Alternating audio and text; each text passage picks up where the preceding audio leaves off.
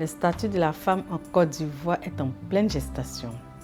La Côte d'Ivoire s'engage de plus en plus en faveur de la promotion des droits de la femme avec la mise en place législative, réglementaire et juridique. Même si cela date depuis 1964, il faut reconnaître que les choses s'améliorent et elles sont en train de se renforcer. Avec la ratification de la Côte d'Ivoire à la déclaration de Beijing en 1995, une convention qui élimine toutes sortes ou toute forme de discrimination à l'égard des femmes. Il y a également la Charte africaine des droits de l'homme, ratifiée en 2012 par la Côte d'Ivoire. On peut aussi faire état des 4 projets de loi visant à renforcer les droits de la femme adoptés par les législateurs ivoiriens en 2019. C'est encouragé et c'est encourageant, même si nous pensons que beaucoup reste encore à faire. L'égalité du genre ne doit pas être un concept, mais plutôt une discipline pour moi. Une discipline que chacun doit pouvoir adopter, que chacun doit pouvoir inscrire dans son quotidien. Aujourd'hui, le débat ne doit plus exister. Nous devons être dans la concrétisation de cette égalité homme-femme. C'est à nous de venir occuper toute cette place.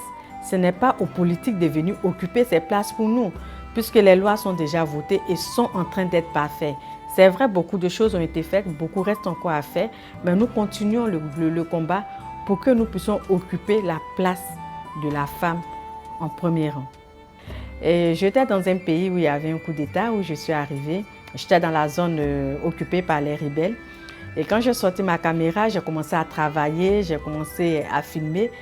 Et j'ai attiré du monde vers moi. J'ai attiré les rebelles avec les armes, tout ça vers moi.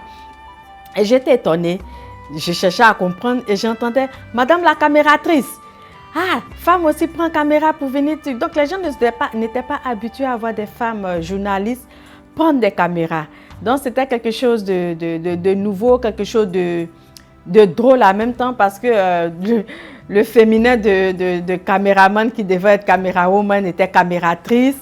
Donc du coup, il y avait la peur. Oui, parce que tous venaient avec les armes, ils m'entouraient. Il y avait la peur parce que, pas la peur d'être sur le terrain, mais la peur parce que je ne sais pas s'ils pouvaient peut-être avoir une mauvaise manipulation. Mais ça m'a beaucoup touchée quand même cette histoire parce que je pense que j'ai vraiment attiré beaucoup d'attention sur moi parce que à cette époque, les femmes n'étaient pas vraiment à la caméra.